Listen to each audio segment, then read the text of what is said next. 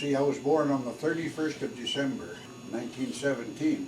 So then, I never needed a birth certificate until about 1956 when I was working in the elevator. Before that, you just got a job, they didn't need that, you see. Yeah. And so I sent in for my birth certificate in Regina, and it come back the 30th of December. So my mother was alive at the time. I says, look, Mom, you've made a mistake here. She said, oh, no, I didn't make a mistake. So the two of us figured out I was born 4 o'clock in the morning, she said, and when everything was over, the old doc looked up at that bank calendar and it said December the 30th, you see, hadn't been changed. Oh. So I wasn't registered till the 18th of February, so therefore, so I said, well, that makes no difference. Oh. So then when I go overseas, I'm down to, we went to Japan one year and went to New Zealand one year, and to get your passport, I have to send my birth certificate in. From then on, now it's the 30th of December. Oh. So it shows how mistakes are made, you see. This is Archie Smiley, born December 31st, 1917 at the old hospital at Robsart. Built the summer of 1916. Picture taken in 2000. So the history of that hospital, when did it shut down? It shut down in about Settled 23. in Robsart then in 1913. In 13, and then then my dad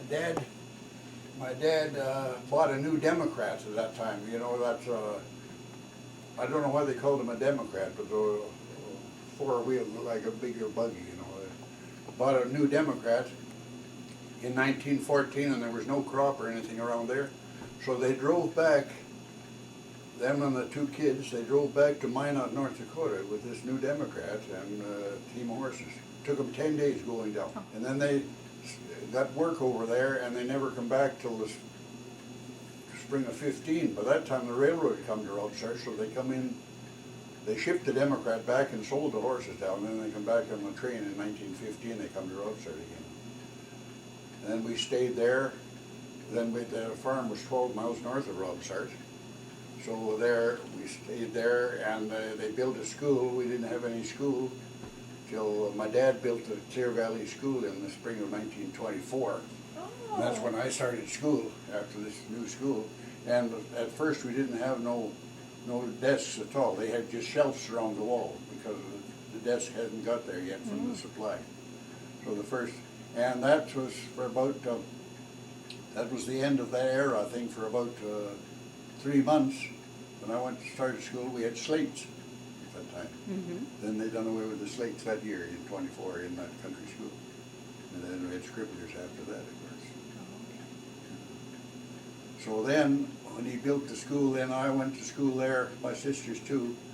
And the fall of 28, we just had winters. We just had summer school, you see, because the winters was tough. And so then they wanted us kids to have a better education, so we moved into Robsart for the winter of 28. Planted a big crop of fall rye that fall in 29. That was a pretty good thing at the time. Well, that was a total crop failure that fall of 29. Mm. So the tax collector come along, and the taxes hadn't been paid, and so my dad, he said, couldn't pay these taxes and everything, and he said, who do I have to see, he says, to abandon this place? Well, he says, I can do it right now. Well, he says, write the papers out now and I'll abandon it. So they allowed him $600 for improvements on the farm, the house, and we had a little barn there, and there was a little blacksmith shop. And so we abandoned the farm and moved into Robsart in 29. Never went back again. Mm. But we never got the $600. But all those relief years, we was on relief those years, so in relief we got the $600 back from the government that way anyway. Then we stayed in Robsart. My dad had a job hauling the mail from the post office to the train every day. That paid about $12 a month. And he was a handyman, and he did the little blacksmith work, and we had a dray in town there, a little draying and that. And so then he applied, that was in the fall of 38, 37 was a terrible, one of the worst dry years there was. So the government had a scheme at that time whereby if you had somebody that would go good for your keep, like out of the relief area, that they would pay the transportation. So my dad and mother had, of course, lots of relatives in Nova Scotia, so they applied for that, and they got accepted. So they bought our ticket for the three of us, and we went to Nova Scotia in '38. Back there, it was wonderful. That way you could get all the vegetables and fruit you wanted, you know. And I got a job with my uncle that next spring. He was one of the biggest farmers in Hants County at that time. He had 16 acres of whole crop. You know, vegetables, he hoed them by hand, you see. So I got a job with him, $1 a day, hoeing weeds, you know. What town was this in? That was in summer of '38, you see. What town were you living in? Well, it was close to the little village of Brooklyn. That's about 15 miles out of Windsor, Nova Scotia. And in '39, my dad had built a 100-foot long chicken house for this cousin of mine, and he got enough money for that, so we come west in '39 again. And then we spent the winter of '39 here at my brother-in-law's place. And in 1940, we got a job. That's when they were building the airport in Medicine Hat. So we got a job working on the airport. And that fall, we packed up and drove to Vancouver, figuring we'd get the same kind of work out there. But when we got out there, it was all cost-plus basis, and you couldn't get on, you know, unless a contractor. So spent the winter out there, and that's the toughest winter I ever put in my life. There was a war on, and you couldn't buy a job there. We'd go down to the shipyards every morning, and no work today at all. Eventually I got a job. My dad and I got a job with a fellow by the name of Thomas H. Hamilton. He was the inventor of the 3-blade propeller. He had been a construction man, and he invented that, so he had a big royalty. So he was building these cabins up along the north of Vancouver, up in Princess Louise Inlet. Dad got a job in '41. That was a grasshopper eater, or in 1940, and mixing this grasshopper poison in Robsart. And I worked for a farmer there, and so then we limped along there for the next year, and then I got a job. The first permanent job I had, I worked on the railroad there from '42 to '46. In the meantime, in '44, I got married, married a school teacher, and in '46, then I took a job on with Ducks Unlimited. Worked for them for about 6 years, I guess it was. And then by that time, Donna, our oldest daughter, was old enough to go to school, so I couldn't be on the road with this construction and have her home looking after Donna, so then I quit that job, and I got a job with the grain company. How many children do you have? We had 4. Donna? Donna, Myrna, Lynn, and Joe. Joe is the baby? Joe's the baby, and he's in New Zealand now. And I finished the railroad in '51, and then I bought grain in Gowanlock for a year for the pool, the elevator there. Well, I couldn't find a place to live there. The fellow that had the house where we rented it, he sold the house to somebody else. So I was disgusted at that time. So then a fellow from Brooks came along, he from a cable grain company. So he offered me a job at Brooks. Well, I went up there to look this job over, and this seems hard to believe now, but anyway, I couldn't get a place to live there in Brooks less than $60 a month, and that was a lot of money at that time. So I come back, I said, I can't go up there because wages was only about $160 a month, so you couldn't pay that kind of rent. So I come back to Robsart, and then this job come open. This fella come along and Pioneer Grain, and so I asked the wife. I said, I was offered this job in the elevator. Well, she said, maybe we better try it for a while. So we was kind of disgusted. So we tried it. So that turned to 29 years later. I was in that elevator before I retired there. What years did you work I there? retired in 1980, and I started buying grain in 1952. You see. 53 with the Pioneer, actually. So we stayed right there because it was a pretty fair little town, you know. 1980, we had the store there, and they had the curling rink and the garage, and you know.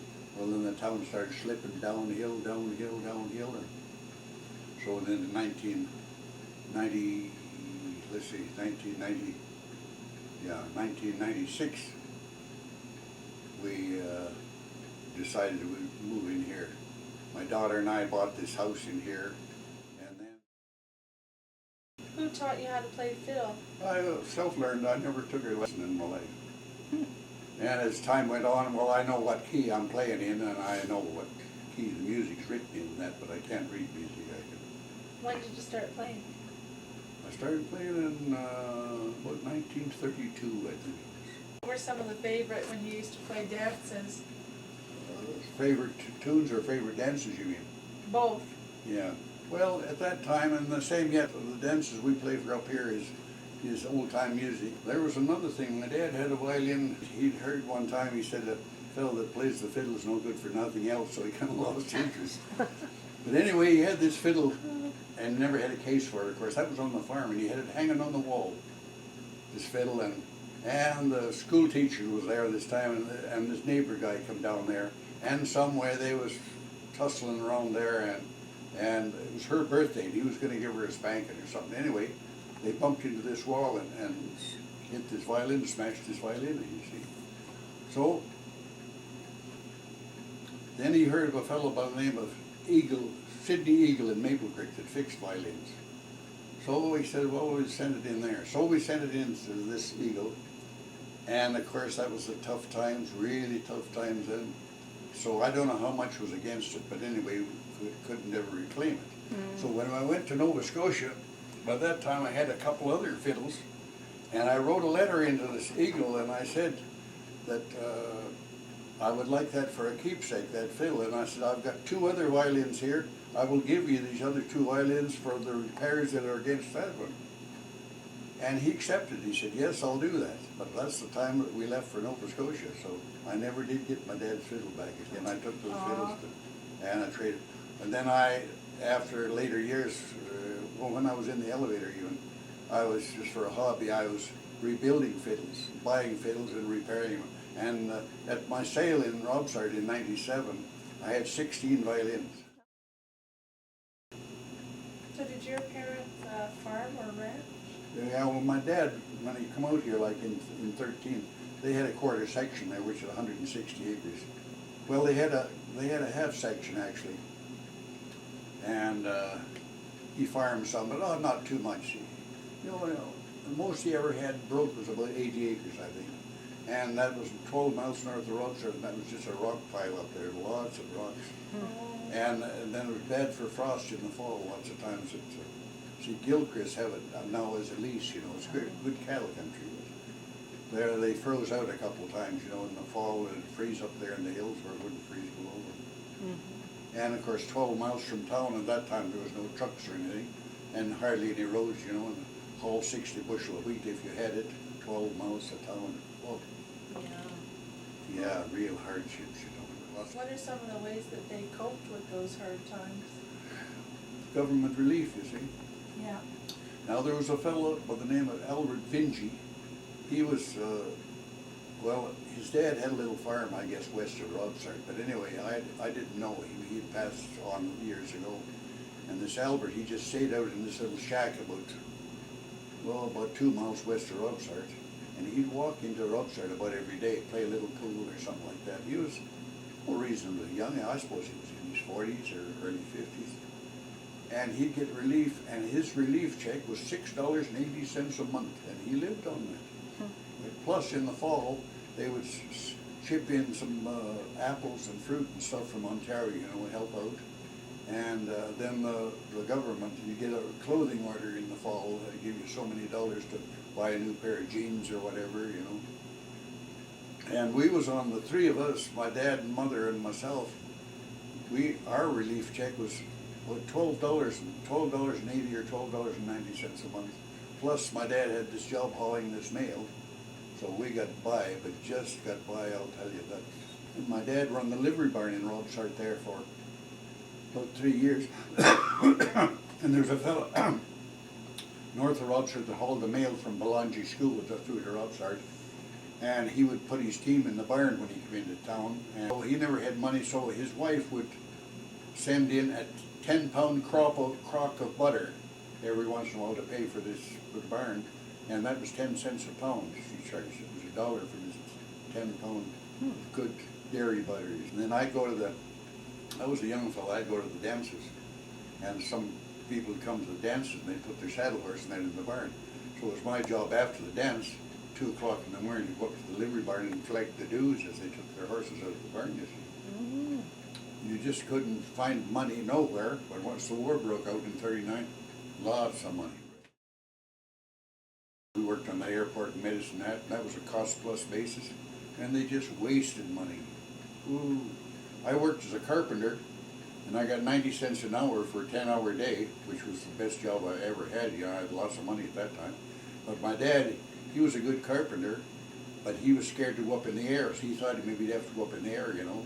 So he took on a job of labor that was just 45 cents an hour. Well, it was a cost-plus basis, so therefore, he come to us this one day, and we was putting the roof on a hanger, and there was a whole bunch of us. He said, you guys have to take it easy because our material is not in. He said, we're expecting a carload of lumber in any time, and it's not here yet, so we don't lay you guys off. So take it easy. So we'd take it easy, and well, so many of us, even if we took it easy, he'd come up in a couple hours. He said, I told you guys to take it easy. Here we went so far, you know. So there, the next day, we sat there on top of that hanger and played rummy. Sure, we didn't do nothing. Getting 90 getting paid for it. 90 cents an hour, and it was a cost-plus basis. You see, everybody was happy. Fighting the war? No, I was called in 1943, and to Regina, and I was working on the railroad at the time, you see. I wouldn't have had to go in there. I didn't know at the time because the road boss had come along and they asked the foreman, where's Archie? And he said, oh, he's called to Regina to the Army. Well, he said, this is essential work. He said, they should have just got in touch with me. He wouldn't have to go at all. Well, but as it was, I went in there and it was in there for about 2 weeks. But I got one foot that was, you might say, disfigured, I guess, from the time I was born. Never bothered me, but one of my feet is about an inch longer than the other one, you know. And of course they said in there, well, you should have a shoes made to order, you see, but different size. And he says, does that foot bother you at all? I said, oh, a little bit. I said, especially if I walk much, I wasn't very anxious to get in there. So after about 2 weeks, they gave me a discharge, and so then I worked for the CPR, you see, till spring of 46, then I started working for Ducks Unlimited in 46, and I worked for them till the spring of 52. And what were you doing with Ducks Unlimited? Mostly construction work. We was putting in these little dams. I was all over. My job was, we just had the one construction outfit, and I covered the province of Manitoba and Saskatchewan. It was all over there, putting in little dams and this stuff, you know. You worked operating the grain elevator in Robsart? Yeah. Oh, from 52 to 80. Yeah. When was that grain elevator brought down? 99, I guess, maybe 2000. So you've seen a lot of change in the town of Robsart. I seen it come, you might say, and I seen it go. Yeah. But we moved in the fall of 28. It had already went downhill a little bit in 28. See, it was started in 1914, so it was 14 years old. Because before we moved in there, there was the hospital, of course, was running, and it wasn't running when we moved in there. And they had an undertaker parlor there. That was closed down before we moved there. See, they had a 30-room hotel there. Wow. That hotel, and my dad and I was in the Robsart this one time in the summertime, and it come a rain. And of course, we couldn't get home right away because just mud, you know, and Model T Ford. So we tried to get a room in the hotel. No, the hotel was full. That 30-room hotel was full. So then we decided, we didn't know what we was going to do, and then pretty soon the Chinaman come and he said, oh, well, somebody canceled out, so then I get that room. Oh, that was some treat for me, boy, living in this hotel, that was really something. What year was that? That would be in about 1926. And the hotel was owned by a Chinese family? Yeah, it was built in 14, and they only operated, they had a bar, they only operated for 3 days, and Prohibition come in. Oh. And that broke the outfit right there. And the beer parlors, Saskatchewan beer parlors started in about 1936. For that all when- those years it was supposedly dry, you see. So then that first operators, they left, of course, and then the Chinese took over after that. And they ran it right up till, even when the beer parlor ran, they had a fellow there by the name of Tom Smith. He was a butcher, and at that time you couldn't run a beer parlor under a Chinese name, you see. So the Chinese owned the hotel, so they rented to him so they could have a beer parlor in that one part. And at that time, when the beer parlor started, big signs there, warning to minors, and you could have no music, nothing to eat. No, if somebody wanted a beer sausage or something, they have to sneak to take a bite once in a while, you know. No music, nothing like that, just like a prison. Really? Why? Well, that was the restriction, so it was just really, And that was government rules? oh, sure. Licensed premises, you see. Now they call it bars and all this stuff, pubs. That time, big sign there, licensed premises. And warning to minors, and you had to be 21 to get in there. And you sit at a table and order a beer, and then you come in, for instance, and say, oh, hello there, so I take my beer over to your table. Oh, no, sir, you notify that clerk, and he takes your beer over to your table. Oh, they had those rules in Manitoba even later years when I was down there. You could buy beer, off-sale beer, but you had to, the only place you could drink that beer was on your location. Well, we had a trailer, you see, so you never know where you was at.